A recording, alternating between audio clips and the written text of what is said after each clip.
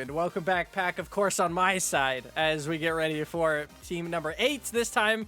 As we've gone through the first 7, we are just, me and Trevor were just briefly talking about how pick 5 is rough. I also don't like where I'm at. 8 is also not very fun either because there's some rough decisions there as well. But we're going to start this draft off. Let's get into it. Derrick Henry. Okay. All right. Hold on. Pause the damn draft. What is going on here? Oh my God. Should I fix these and we should restart this? Because what the hell is that? What the hell is even that? I'm gonna leave it up to you. This is your draft. But if this ever happens, I'm taking Jonathan Taylor 100%. Yeah, Jonathan Taylor at the 1-5 is pretty decent here. Oh my God. I'm gonna change some players up. I'm gonna put Jonathan Taylor there. Holy hell. I'm gonna put Derrick Henry at 3. We'll put Christian McCaffrey at 2. We'll go in a normal order here. I feel like Eckler's fine there. Maybe I should put Justin Jefferson, but wow, what a start. We'll come back with you on the pick. Cooper Kupp, Justin Jefferson, Najee Harris, after what was probably the worst start to 4 picks I've ever seen in the draft. Yeah, absolutely awful. I would love to take Jonathan Taylor at 1-5. If that happens in my league, I'm sold immediately. But based off of some developments since our last video together, here's what's going to happen for me. They have named a starting quarterback in Pittsburgh, and it's not good. It's Mitch Trubisky. That's right. That's going to be up there. So from that, I know Mitch Trubisky's not a great quarterback. I know they're going to want to establish the run. I'm going to take Najee Harris at pick 5. Oh, okay. And this is beautiful back to me, which is unfortunate because I wanted to make a different decision here on a pick that I haven't taken yet. I've already done a video on these 3 players, so now I have to decide if I should change Jamar Chase to my pick and make it to where I can at least have it not the same thumbnail. Now I'm at that. This whole draft is, you know what? Okay, we're changing this to Justin Jefferson, and I'm gonna take Jamar Chase here for the sake of continuity. Because boy, oh boy, has this draft been anything but continuity. If you're here for any helpful tips, it might come later because I am just in shambles right now of what's been happening. Like Joe Mixon went to the 1-6 before Dalvin Cook, before any of the receivers. Oh my God. Okay, let's take a breather here. I know I'm going Jamar Chase, so we'll take that. That's gonna be easy pick. Of course, at that pick, there's still insane value. I mean, there's still Cooper Kupp, Dalvin Cook there. Realistically, if I didn't want to go for continuity, I would have taken Dalvin Cook there probably 100% of the time, just because he's like a top 5 running back, and it's really hard to find those. And there's so much receiver depth in the league that I think you can find a 1,000-yard to 100 target or 100 reception receiver in like round 6. So I think that's fine. Now I have a decision if I want to go Travis Kelce. Now that he made it back to me at pick 8, and this is a rough spot. I was just talking previous about this because if I go 0 running back, maybe in the 3rd round I get a starting running back who's like, I don't know, James Conner is my running back 1, which he's not very like efficient, but he gets some touchdowns. So I don't know if I'm exactly happy with that, but I'm just not a Travis Kelce truther. I think he's just, I mean, he puts up wide receiver 1 numbers at tight end, which is great. Right. But I could just get a wide receiver 1 instead and have a tight end that's like decent later in the draft. So I'm going to pass on Kelce here. But it's between DeAndre Swift and Kamara for me if I had to choose, looking at the running backs. I've already talked about how out I am on Nick Chubb. He's great in the NFL. Like, he is an insane running back. But as far as fantasy goes, he doesn't catch the ball. And in PPR, that is something you desperately need. And that offense is going to be a lot worse. So, they're going to... Jacoby Brissett, they're just going to stack the box against Nick Chubb. And if he's not catching passes, it's going to be pretty difficult for him to continue to be a monster. But he's still going to be great, of course. But I'd rather have some pass-catching upside in DeAndre Swift or Alvin Kamara or a receiver, but I don't really like the options. Like, CeeDee Lamb is great, but, I don't want to really take him at this position. I don't want Tyreek here. Deebo Samuel's in consideration, but I'm going to go with wide receiver running back instead. And it's DeAndre Swift or Alvin Kamara. I'm going to go with Kamara. I like Kamara's upside a little bit more. And, it's like Swift is great too, but I just feel like Kamara's a top 5 running back in the league for me as far as fantasy football goes. When he's fully in and in the workflow, I guess, because he's going to get the ball a lot. He's going to, I mean, he's had almost 4 seasons, obviously with Drew Brees, with 100 targets. But Jameis Winston loves to throw the ball. So Alvin Kamara already in the preseason had 3 targets as well, or had a single target. So he's already like, I think him and Jameis Winston will be fine, and he's efficient enough. And he's like the only player in the backfield. Mark Ingram's probably going to come in and steal a few, and by a few touchdowns, probably like 7 this season, where he's just going to come in at like the 1 yard line. But I love Alvin Kamara there. Yeah. So now that it falls to me, Kelsey's still up. Yeah. What's still up there? Like you just said, he puts up wide receiver 1 numbers. I don't have a wide receiver yet, so Kelsey would be a great pick here for me. And that would just lock down a ton of points. On the other side of it, you look at, a couple top wide receivers that are available: CeeDee Lamb, Deebo Samuel, Mike Evans. All of them are going to put up some numbers, especially Mike Evans, being in that Tampa offense. But also, even with the questionable mark for Deebo Samuel, they just said Jimmy G's coming back to the Niners, and that's already established rapport between him and Deebo. Like, this is a combination, I think, that already exists. It's going to allow Deebo Samuel to continue the success that he's already had, even with the potential knee injury. That's just an asterisk you have to put on it now. Like, okay, well, how healthy is that knee really going to be over the season? I mean, he put up great numbers last year. Yeah. I'm not going to take anything away from it. So now it's just up to, okay, who's my wide receiver 1 going to be? Travis Kelce or Deebo Samuel? Right. Even lurking right behind that, you got Keenan Allen, who we saw the Chargers, even though their team was not phenomenal, put up some pretty decent digits last year. He had 157 targets last year. Yeah, Justin Herbert did some work for that offense, even though that team itself was not that great. So I'm taking someone that's going to catch the ball, and I think I'm going to go with probably Keenan Allen, just because of the fact that there's not a lot of upside to that offense. I think Keenan Allen's going to be the guy again. So I'm going to take the 3 points. That's a surprise. I 100% thought you were going Travis Kelce here. By the way, in my previous draft videos, this is one of the Chiefs fans I was talking about, and that you have to keep an eye out for on your who else is in your draft and where they might reach. And that's Kelce at the 2.6 is crazy for value, but it's so hard. I'm just so hard for me to take a tight end in the first 2 rounds. Like in the third, maybe definitely in the fourth, I'm totally okay with Mark Andrews. I really love Mark Andrews as far as him being like basically the only receiver in that offense with Rashad Bateman. Meanwhile, Travis Kelce, I mean, Juju, MVS, Sky Moore, like there's some good options there in Kansas City, but Baltimore does not have that.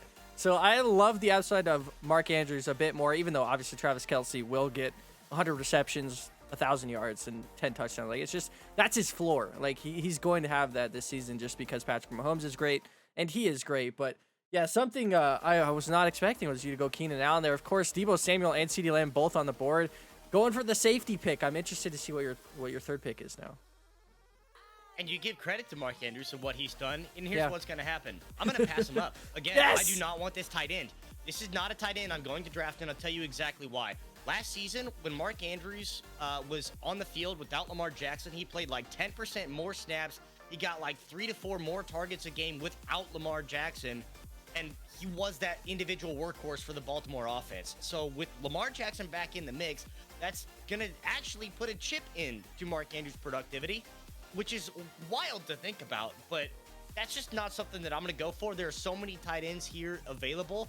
Mark Andrews is not going to be a person I'm going to take to put into that one, especially with a lot of the offseason moves. I'm not going to go for that tight end once more. So 2 rounds in a row, I'm going to pass up a tight end. I'm going to go for another wide receiver, and I'm taking wide receiver 1 out of Tampa Bay. Mike Evans, no question about it. No, I wanted Mark Andrews so bad, dude. I would have definitely taken him here at the 3-8. I was talking last video about him and Marquise Brown had the highest shared percentage of targets in the NFL last season with that Baltimore offense, no matter who's at quarterback. And that's why I just wanted a piece of that, because losing Marquise Brown and Rashad Bateman filling in that, like, Mark Andrews is going to get even more of that. And I think Mark Andrews could finish as the tight end 1. So that's why I think targeting him in the end of the 3rd round is very good value. I have Javonte Williams here staring at me in the face. As a Broncos fan, it's tough to overlook that one. I did take Kyle Pitts in a draft yesterday as well. That was the first time I think I've ever mocked getting Kyle Pitts, because like you said, it's rough to get a tight end early because there's just so many good positional players in which tight end is just one position that you can kind of fly every now and then. Meanwhile, you have two receivers starting, two running backs starting. Like, you need good depth in those spots. So it is always a difficult decision. But Mark Andrews is one of those tight ends, if not the only tight end I would really consider at this spot. And I'm really sad Team 6 took him instead of one of the good receivers still up like A.J. Brown. But, I mean, Zeke is still here, but there's been some weird talk lately. And by weird, it's like good. Jerry Jones has been saying once again that they want to run the offense through Ezekiel Elliott. But he did not look very good last year. And it's Jerry Jones who's not the coach speaking about this. It's just Jerry Jones has always had a huge presence in the Cowboys team. We know that as a GM, he is the Cowboys. That's kind of how he's developed himself as an owner. And Zeke, they lost their starting left tackle. Already talked about that. The best tackle probably in football, if not close to it. It's a huge hit to their offensive line because, that basically takes out the entire left side. Like, you're not running on the left side anymore because you're going to have a rookie or you're going to have a backup playing. So you just are going to avoid that. And it's going to chip off Zeke's running efficiency potentially. So looking at the receivers, I can still wait a little bit. There's some guys I like in the later rounds. So it's definitely a running back here for me. I'm never going Patrick Mahomes or Justin Herbert. Mentioned this in my last video. I think Lamar Jackson, Joe Burrow, Kyler, Jalen Hurts, Russell Wilson, Tom Brady, all of those guys can finish just as high as Patrick Mahomes and Justin Herbert. There's no reason in my head that you need to put any emphasis on those guys and waste a third or second round pick. It just seems dumb in my head to do that. So I'm going to go with Javonte. I'm going to go with the upside with the Denver offense and him being the starter in the timeshare, of course. But Javonte had the most broken tackles in the NFL last year, and it was just looked very good when he was on the field. And I really wish Michael Pittman made it back. And now Kyle Pitts is here.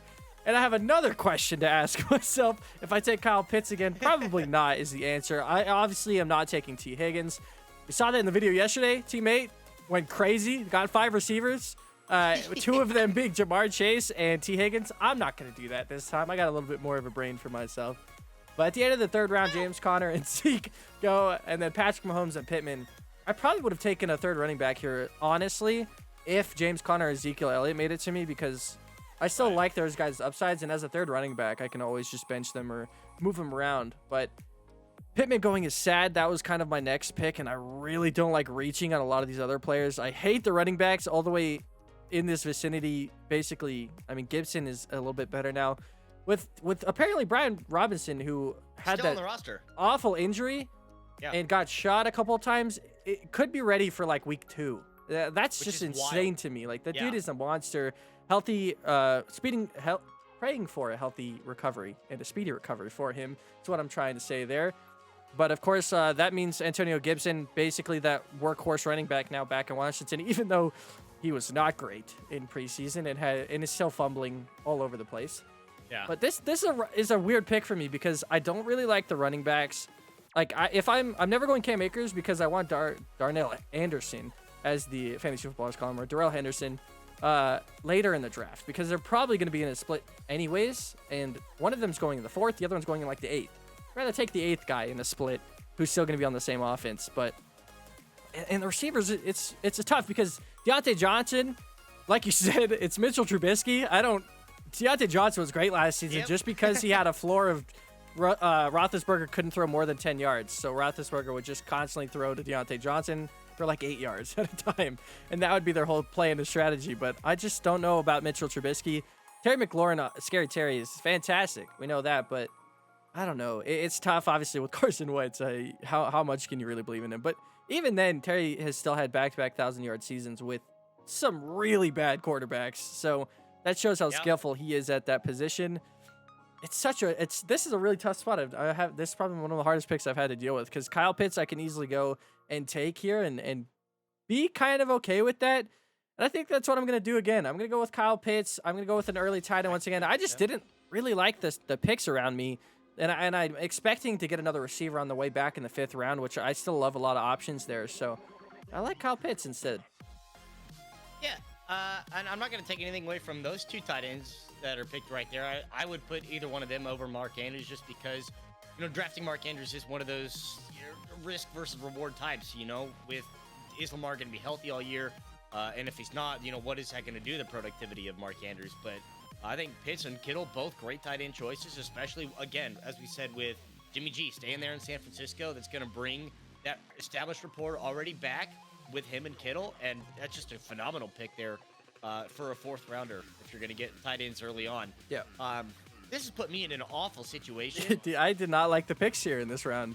I hate my choices at running back. I don't like anything. Agreed. For the next like 10 or 15, and I'm not gonna pick anything because I'm rising on Travis Etienne. I'll say that right now, but it's still a really awkward pick because it's a 4th round running back who, in this dead zone of fantasy football, means like every running back from the 4th to like 7th round has like a huge unsuccess rate or a failed chance. Like they could just be terrible, and that's why it's the dead zone. Is all of these guys are normally running back ones that just don't perform up to their ADP. Travis Etienne could be in that same position where he's splitting the backfield with James Robinson the whole season, and he might not have a big as a passing role as we might think, but it is, Trevor Lawrence's teammate in college. Obviously, he missed out in the first season. He's fully back and healthy this season, so that's why I am starting to personally believe in Etienne. I got him in a draft already, but it's I agree with you. Like the running backs, even including Etienne, it's still I'm not a fan of all the way down to like AJ Dillon. It's pretty rough. Yeah. Even with Cam Akers coming back off of his short little injury stint there, back on the field, great for him. I'm gonna go with another wide receiver. I have to. Like I can't just leave anything on the table for these because this is like on the average ADP, all the next ones up. So the AI is going to go ahead and like snag some of these if the AI makes any sense again. Right, yeah, because Team 1 and Team 3 have 3 running backs. So they're going to take a receiver that without a doubt, or they're going to go randomly in a quarterback or tight end. But it's a good point here to say that. And with, Justin Herbert, I imagine one of those two is probably going to go into that versus Team 4, who's got a running back, wide receiver, and a tight end all. So, like, Team 4 is a wild card right now, but I have a pretty solid idea what Team 1 Team 3 are going to be aiming at. So, what I'm going to be aiming is another wide receiver up on the top. We've already talked about Score and McLaurin. T. Higgins, even at wide receiver, too. That Cincinnati offense has been really, really good. Jalen Waddle, Tyreek Hill now complementing that Miami offense. Miami's a 10-7, 9-8 team. Like, they're not awful, they're not great, but they're still going to be able to produce something. I don't want to sign DJ Moore to my team because they just signed Chenault from Jacksonville. He's terrible, though. So, he's terrible, but now that's true. There's a lot of receivers, And Baker Mayfield's quarterback won week 1. So listen, it's not Sam Darnold. You can't get worse. Come on. It was Sam Darnold who, at the beginning of last season, the first 3 weeks, was playing like Cam Newton in his MVP season. And like Sam Darnold was like, everyone was like, oh my God, Sam Darnold's hit a new leaf. And the next 14 games is like, oh, he sucks again. Okay, never mind. But Terry pick there in the 4th round, I love. That's a great pick. Yeah. Even with, someone's got to catch the ball, right? Like, exactly. And Carson Wentz is like average, but he's a decent average. Like, and for Terry McLaurin, that's better quarterback play than he's had in the last couple of years. So Carson Wentz will still manage to hit Terry a lot. I will never flame Fitzmagic ever. Me neither. Ever. Fitzmagic, phenomenal quarterback. But as the draft continued, Herbert went as expected out of this one. Etienne, Team 1 and Team 3 both drafted another running back. Okay, yeah, I guess we're clueless, I guess. Yeah, we thought they were going to go. At least Team 1 got a wide receiver out of it, but 4 running backs to a wide receiver, I'm just going to say don't do that in your draft. That's a terrible idea. You're not going to get any value out of it, especially in a PPR league. This is awful what Team 1 has done. Team 3's just as bad, if not worse. Listen, if I had those 3 running backs, if I was Team 1 or Team 3, you're set forever. Just stop taking running backs for literally the rest of the draft because you can flex Fournette and Jones as your 3rd spot for the rest of the year. You do not need any more. So, highly don't recommend if you're going to go 3 running backs to start your first 3 rounds, which could be a strategy. Obviously, a lot of people like hero running backs, which is just taking 2 out of the 3 and then waiting a long time to get your 3rd. But that's a strategy, not a good one, I'd say in this instance, though, with no receivers for Team 3 and Deontay Johnson is your wide receiver 1 for Team 1. Those are not great drafts here, in my opinion. This is actually perfect for where this is falling because I had a talking point where Baltimore's backfield is now even muddier. No kidding. They just there's rumor talk now Kenyon Drake's going to Baltimore. I think they signed him already. They did pick him up. Yeah, he did. They did pick him up. As of last time that I looked, it was probably going to happen. Now that if it actually has happened, he's on the roster here on Sleepers, so yes, he is there.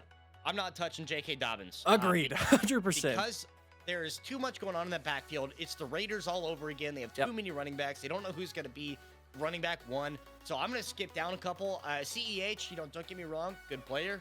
LSU did good things. Kansas City's offense, potent. They're always going to put up points. But I don't know if they're going to do it out of the backfield. And if someone's catching the ball, it's not going to be him. So I'm going to drop down one more time to A.J. Dillon. Oof, going deep there, taking a AJ Dillon pick in the 5th round, which I don't doubt. Like we've already talked about that. That's a good point. Is you need a second running back. AJ Dillon, I talked about in my last video. He's going to be on the field just as much as Aaron Jones. It doesn't matter if one of them's running the ball, the other one's going to be running routes. Like they are both going to be on the field a lot this season. So AJ Dillon as your running back 2, and like you said, I'm totally out on J.K. Dobbins. I'm completely out on Elijah Mitchell as well. I just don't believe in. The same thing could be said how you feel about the Ravens is for the 49ers backfield is they're going to have 5 running backs that are all going to touch the ball and they're all going to be fine.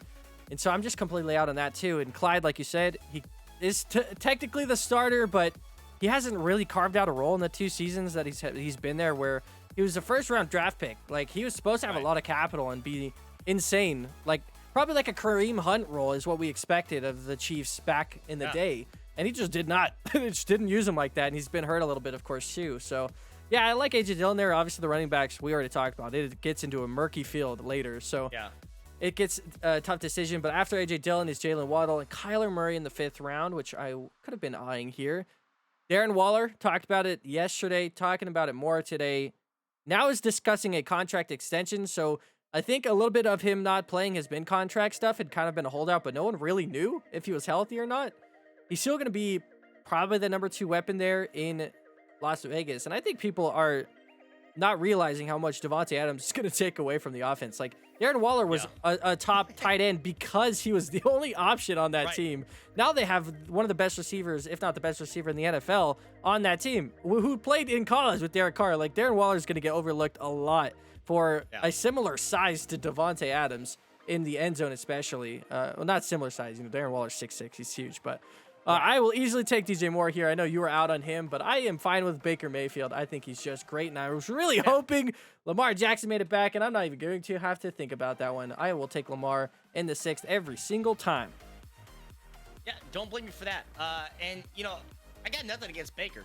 Baker, I supported him in Cleveland. I think he's a good quarterback. I think he's better than what his statistics would show, similar to, or like the results would show on the scoreboard at least, similar to Matt Stafford in Detroit. Matt Stafford was a great quarterback in Detroit, but you know what? He was on a terrible team.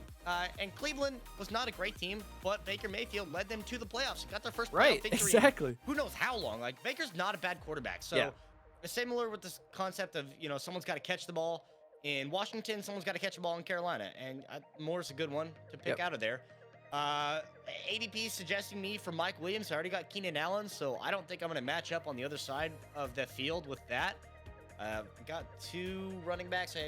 Now looking probably for another flex because I'm not going to go for any of these tight ends. I think that there's more that could be taken later on. I'm not going to go with a quarterback right now because, like you said a couple rounds ago, there's plenty of quarterback value in this one. Plus, 1, 2, 3, 4, 5 quarterbacks already taken off, so we're in the latter half of everyone taking QBs. Not concerned about it. There's still a lot of green on this side. So now anytime I'm up to draft and I see this much green for running backs, which we said the first time around. We'll see this time. Yeah, it just tells me that everyone over there should be theoretically avoiding running backs rather. So I'm going to look for another wide receiver option out of this one. I think that, again, Cooper Kupp, wide receiver 1 out there in Los Angeles. You have to have someone on the other side. Allen Robinson's a phenomenal wide receiver. Such a great pass catcher, was just stuck in a terrible system prior to. So now, going on with the Super Bowl championship winning team, 100%. I'll take Allen Robinson out of this one. Yeah, it's a great pick. Knowing the kind of receivers around him, Mike Williams, you already have Keenan Allen, so it's out of the books. Brandon Cooks would have kind of been my other option there. But now we see a couple of tight ends and QB go. I was expecting as well was tight end or quarterback for a couple of those teams. And obviously Lamar wouldn't have made it back to me. I was also thinking Jalen Hurts wouldn't have made it back to me, and those are kind of like my 2 top picks. That's why Lamar for me in the last round was a no-brainer because it was a long pick before me, and 3 teams in front of me did have quarterbacks, but Jalen Hurts, with the way the team 1 and 3 have been drafting, I wouldn't have expected them to team 3 already is quarterback, but I would have expected team 4 and team 1 to get a quarterback at some point there. So I wanted to make sure I got one of my guys in Lamar Jackson because Jalen Hurts will probably go within this pick or the next pick at Team 6 with how the lineups have gone. So, right. yeah, I'm okay. This time, this looks like a very similar draft to my last one. I had DJ Moore, Kyle Pitts, Javonte Williams. I had Kyler Murray instead of Lamar, but changed it up just differently. And obviously, I'm drafting the guys I like. And I think that's the point of mock drafts entirely is if you have to reach for it. Like, A.J. Dillon usually goes maybe in the 6th, 7th. Well, more so the 6th lately. But with how the running back situation was going and seeing how many running backs have gone off the board already, A.J. Dillon is a great pick there at the 5-5 because the running back pool is diminishing very quickly in this draft. Very quickly, yeah. And I hate that. Me so too. But now to a point here, we're looking at the running backs left available. Miles Sanders up here. Philadelphia's offense has just gotten that much better. Talked about it last video with the offensive line that they have. Yeah. What's going on in that backfield. And even with the questionable mark on his tag, still not practicing. Yeah, that's not good to see. I didn't see that yesterday. Yeah. Not great. But Damian Harris, he's going to be the, first down runner. He's going to be a goal line runner. So he's going to score a few touchdowns. He's not going to have a huge workload. Not going to be catching the ball out of the backfield. That'll be more so for Ramondre Stevenson. Kareem Hunt in Cleveland's offense. I'm probably just going to avoid Cleveland altogether as much as I can. Cordero Patterson, not bad. Not a bad pickup at this point. You see me just skip right over Clyde Edwards-Helaire again. I'm not going there. Tony Pollard, you talk about reaching a little bit as well. Tony Pollard, it's just going to be a weird relationship, a weird dynamic in the backfield of Dallas where he's going to see a decent amount of field time. Yep. But I've already gone over the guy where I'm going to go. And for this one, it's going to have to be, even with the questionable, I'm going to take Miles Sanders out of this just because, that backfield is going to be something.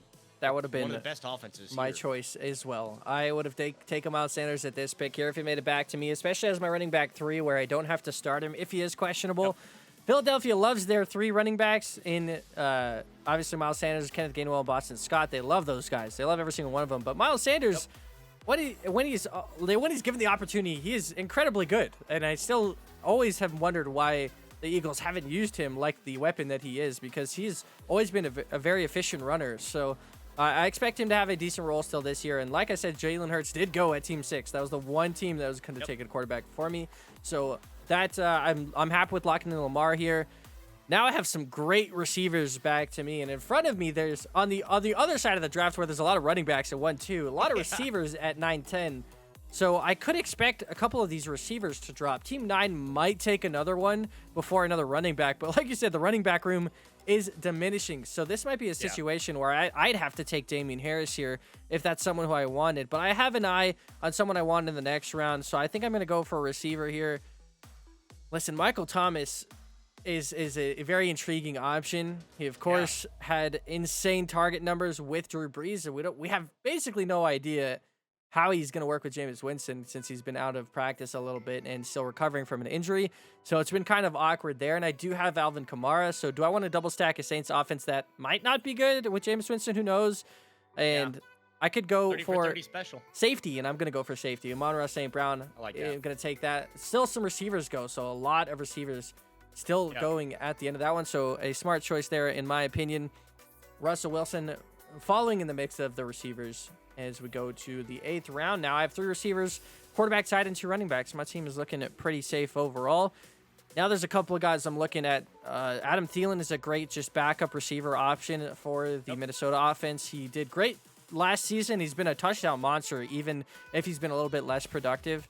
Obviously with Justin Jefferson's resurgence. I'm a big fan of taking DeAndre Hopkins just because I know after that 6-week stint is over, that he will be, that top option on the Cardinals offense again. And with the opportunity that he could have, it's not a bad pick here, but running backs are going to thin out really heavily. That's what scares me with how many have gone in this draft. And I feel like this draft has just destroyed running back. I feel like there's been a lot more running backs this draft than previous drafts. So now I have to make that decision if I want to go with Damian Harris here or reach up a little bit for Chase Edmonds, who's my guy that I'm thinking about taking here in this situation. If you don't, I'm going to. Yeah, I know that because I just don't really like the options. Devin Singletary is going to be splitting time potentially with James Cook.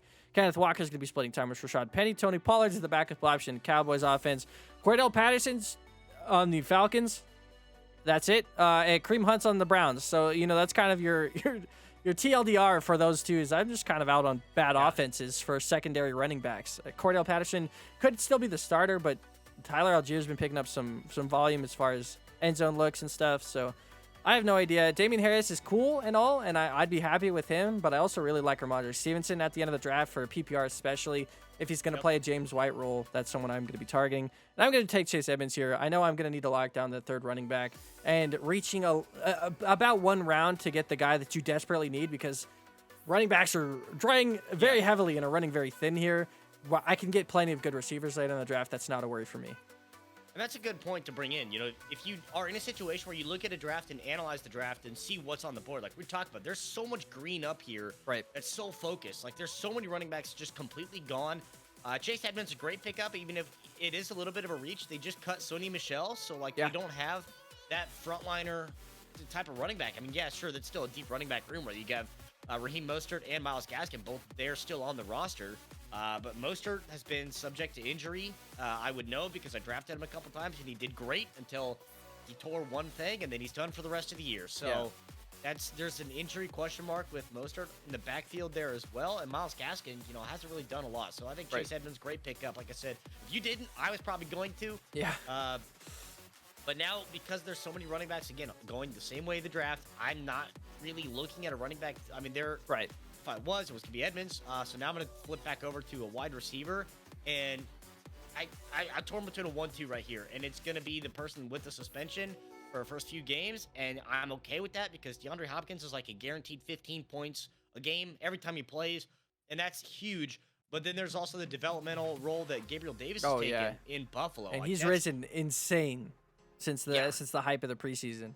He keeps going up further and further. I mean, I've already got a decent amount of, good points producers, but I don't have a guy that I know is going to be a home run hitter every time because Tom Brady likes to spread the ball around. I can't rely on the Chargers being great every week. Score McLaurin's got average quarterback Robinson. I don't know if he's actually going to take that workload out of Cooper Kupp's hands. So I'm going to go with someone that's suspended.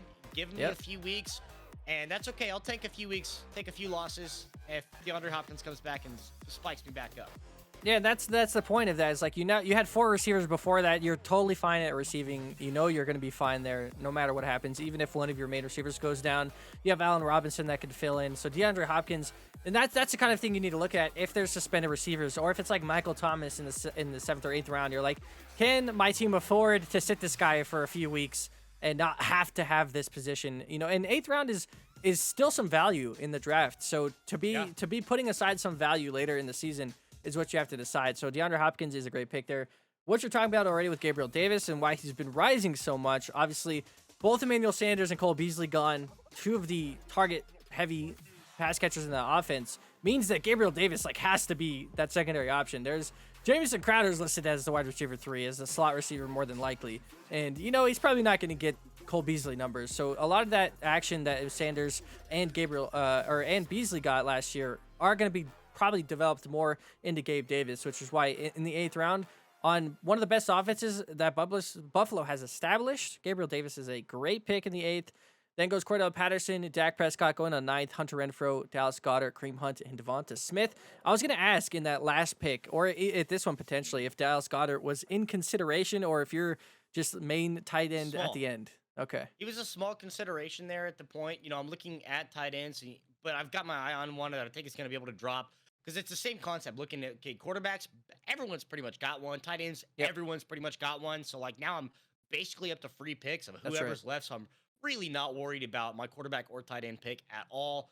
That is something I can worry about down the line. I'm really not too thrilled with my backfield that I got so far, or my wide receiver core. I'm just not consistently going to be able to produce a lot of points. And that slightly concerns me. I don't really like how this draft is going. And I don't really like what I have available to me in the running back wide receiver field. There's some people I could reach for. Wide receivers, maybe, but running backs just as well. So I'm gonna take a gamble here early on. I know we talk about the later rounds are for gambling. I'm gonna take an earlier gamble because I just don't know how much value the rest, if I'm in a real league, the rest of anyone else is going to be putting on a player like this. With the announcement coming out, this is a change been made already. It's official for week 1. There's a rookie starting running back out of Houston, and that's Dameon Pierce, and he's going on my roster. Yeah, that was my next pick by far. Dameon Pierce is the hype of fantasy football currently. Marlon Mack obviously got cut from the roster. Like, it is Dameon Pierce. There is no singular question about it. Dameon Pierce is going to be the starting running back for the Houston Texans, and he's going to be a rookie. That's what you got to know. And he's going to be explosive, and he went in the 7th round in my first league that actually happened. So he is rising. Like, people that know about him will reach for him.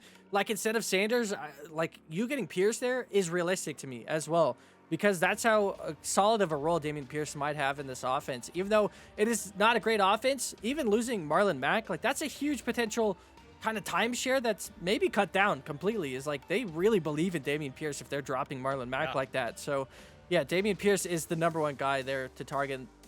Chase Edmonds and Dameon Pierce are the 2 running backs at the end of drafts I'm targeting every single time if I can get them. Absolutely. But they are both of them now are starting to rise a lot for good reasons, of course, because there's just so much value at the end of your drafts. And I have a very different situation than you. You have 5 wide receivers, 4 running backs. I have a very default team here. I got a quarterback, tight end, 3 of each for receivers and running backs. And I, on the contrary, I'm dying personally, I guess. I, on the contrary, actually really like how my drafts developed, but running back is also a situation where Javonte could split time. Chase Edmonds could, split time, but he's more likely going to be there. So running back's a little bit questionable for me, but that Dameon Pierce was the only one I was really looking at. Ramondre Stevenson, someone later, I could probably take, but there's still not a lot of great picks here. There's been some very interesting developments in this draft. Like, Zach Ertz, obviously I have tight end already, but I almost am never going to take Zach Ertz anyways. Even though he had a great season last season, I don't know why I'm so out on middle to late round tight ends. Like, I would say from TJ Hawkinson all the way through to Zach Ertz, I'm just kind of not happy about taking one of those because I could get some different value elsewhere. Drake London is a good idea for the Falcons, a rookie wide receiver there, but I already have Kyle Pitts, and I'm definitely not double upping with the Falcons offense, so I will pass on him completely. Elijah Moore could be a great prospect, and he is a very good wide receiver. It's just if Zach Wilson can get it done. But Elijah Moore is going to be that wide receiver 1 with Garrett Wilson as kind of a backup as a rookie. So it's a very young team that the Jets have, and Elijah Moore could be a wide receiver 1. But to me, every single time here, I'm going to take a wide receiver, and it's going to be Allen Lazard. Yep, that's exactly what I was looking at. Green Bay wide receiver 1. I mean, Aaron Rodgers is still throwing the ball. Allen Lazard no longer has Devontae Adams in front of him. It's just crazy that Allen Lazard is still not rising. Like, I get people don't believe in him, sure, but like, where else is Aaron Rodgers going to throw the ball besides his running backs and Allen Lazard? Nowhere. That is it. Like, they do not have other pass catching options in Green Bay. You're telling me Randall Cobb, who's like 34, okay, he's 32, and Sammy Watkins is going to take some value? I don't think so. I'm cool with Lazard there. Watkins going to take a little bit out of a slot position. Robert Tonyan, I think, is also going to be taking a little bit. But yeah, I'm not going to disagree with you that Allen Lazard's wide receiver 1 is going to put up great numbers from an MVP quarterback. Like, that is a fact that's going to happen. I just wouldn't completely take away everything that's fair out of the hands of the tight end and wide receiver 3. I think Sammy Watkins is probably going to have a better year than Randall Cobb is. Yeah, that's fair. It's something that could happen. Team 9, I don't know why is taking a long pick. I don't know if I have to manually draft these now. Suddenly they stop drafting for themselves, and I have to wait for them. I'm just gonna have to individually click, I guess, their picks, and we'll go through that way. So those 4 go through Rashad Penny, James Cook, Zach Ertz, and Drake London. So those are kind of just ADP values. James Cook goes a little bit higher. Wow, Team 10 has had a shocking draft. I'm going to close the draft board here. I need you guys to look at Team 10. They have 6 receivers. Zeke is their running back 1. And James Cook, the split timeshare rookie running back for Buffalo, is their running back 2 with tight end Zach Ertz. Man, do not draft like Team 10 or like Team 1 or 3 we saw at the beginning. It's going to turn into a mess. But now back with my choice, and I really have no idea. I have 4 wide receivers, 3 running backs. I'd love to take a running back here. As far as wide receivers go, it'd probably be Elijah Moore if I was to take one. Brandon Ayuk, who still is developing a lot there with San Francisco and finally could have a decent role this season. Chris Olave is, of course, some upside. Same with Treylon Burks as some rookie wide receivers you can go later. But I talked about earlier, I'm going to go with Ramondre Stevenson. It's who I was targeting since I didn't get Damian Harris earlier. He's still going to have a pass catching role in a PPR league if I need him as a flex spot. If, my team's in shambles, then they'll be fine to use.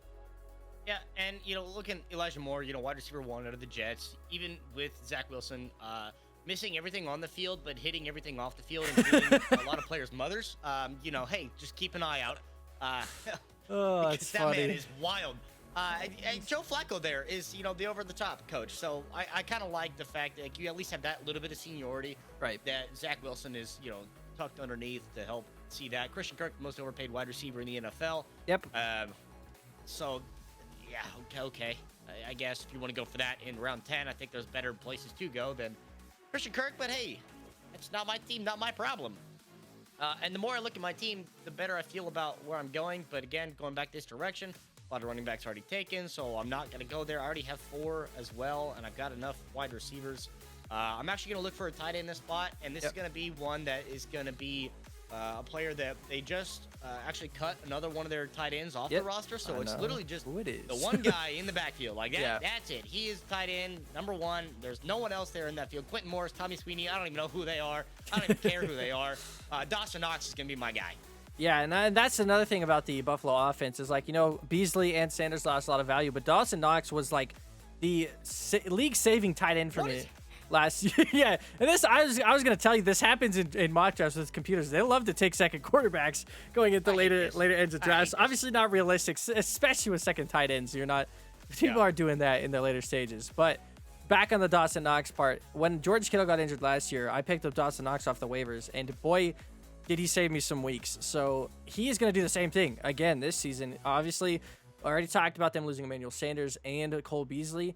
Gabriel Davis gets a huge buff, but so does Dawson Knox. No one's really talking about why Dawson Knox is going to be just as good too. Dawson Knox is going to be another great receiver who did get targeted a lot in the red zone last season by Josh Allen. And Gabriel Davis will still as well. I mean, he's a huge receiving weapon in the end zone, but Dawson Knox is going to be a great option.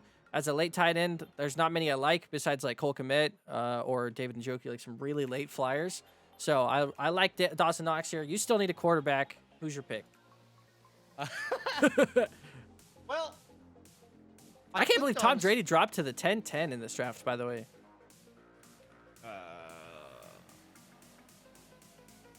If I refresh, does this break it? I don't think so. Okay, because I clicked on statistics for a player and the whole screen went blue. Okay, great. So I got scared for a second. Yeah, I need a quarterback. You're right. That's what I was looking at. It was quarterback stats. Okay, it worked this time. There's a lot up here, but again, with quarterbacks available and with I know how the AI is going to go, like I'm looking, one of those 3 quarterbacks that just got drafted is quarterback 2 for these 3 clowns, team 1, 2, 3. It's probably one of the quarterbacks I'm looking at. I would happily take any one of those 3, especially if I stack up Dylan and Rodgers. If I throw Matt Stafford onto my roster, I'm more than happy with that. I'm actually not going to draft a quarterback in this round. I'm going to save my quarterback for my Mr. Irrelevant because I just do not care. And the fact that Trey Lance is quarterback 1 as projected, no thanks, because now they have 2 quarterbacks again, so they have no quarterbacks in San Francisco. So I'm going to look for, see my roster. I got 1, 2, 3, 4, 5. I got all the running backs I want. I got all the receivers I want, I think. This is my, instead of round 12 being my gambling pick as to what's going to happen, just because I'll have a quarterback there, I'm going to use it for this one. I've already kind of used it once already. So I'm going to take another one looking for upside, and I think that it's going to have to be probably somewhere in the Kansas City offense because I know that they're going to produce, and I think I've already taken one rookie. I'll take another. I'll take Sky Moore on my team. Yeah, that's fair. I mean, they haven't really established a wide receiver 1 in Kansas City yet. Not saying Sky Moore will be that one, but Sky Moore could still see a lot of action there in Kansas City, so I don't mind that. We go Robert Woods right after Melvin Gordon following the same. Now back to me. Chris Olave is someone who I was thinking about. I do have Kamara already, of course, like I mentioned, but Chris Olave could be a great pickup at the wide receiver 2 position, especially if Michael Thomas is out for any part of the season. Chris Olave is the wide receiver 1 in the Saints offense. So for me, that is an easy pick there. I'll take him every time. Then goes Gesicki, Trey Lance, Michael Carter, and Chase Claypool. Now my Mr. Irrelevant or upside pick here at the end. I have 5 receivers, 4 running backs. You could go and try and just stack it up. get some running back value. And someone I don't know what happened here, but Darrell Henderson has dropped insane amounts, and I was wondering where he was in the draft. In Sleeper, his ADP is even lower, going in the 12th round. That is an easy pick for me right there. Yeah, I think part of that's because Cam Akers has come back to the field, so now there's this question mark of what's going on in the Rams' backfield, but Henderson's still going to be able to put something up here. My screen's just not going to load it, so I won't be able to look at what he was able to do, but I cannot blame that. It's the same thing with the handshake. You know, Tony Pollard, Zeke, you got Ramondre Stevenson, and Damian Harris in New England. Like, it's a 1-2 punch out of the Rams offense, but the Rams offense is just better than the two aforementioned ones. So I do not blame anyone that would draft Henderson, especially get him in the 12th round. That's a great pick. Which leads me to my quarterback and who I want to lead my team. And you know what? We're still reaching here, right? Yeah, Kirk Cousins, great. I love great Kirk Cousins here. He's done phenomenal. Has done over 20, 21 points a game. Like, this is a no-brainer to take Kirk Cousins in round 12 as my #1 quarterback. I'm not gonna have to replace him ever, except for on a bye week. That's just the easiest pick anyone could ever make. So I'm gonna go with Danny Dimes. Oh man, all that talk, he's going, yeah, Kirk Cousins, he's great, but Daniel Jones, that's the guy. With Kenny Galladay and an injured Kadarius Toney, that's the guy I want as my QB1. Oh man, let us know in the comments in our videos who you think had the better draft. I can easily tell you which one I think it is. It's definitely not the guy with Daniel Jones as a quarterback, but let us know. Of course, this was a wacky draft from the very start. Yep. I think the AI was just like, oh, we're gonna mess this up, because obviously I'm gonna keep that in. I was thinking about editing it out, but the beginning was too crazy to have Derrick Henry go 1 and then Jonathan Taylor make it to pick 5.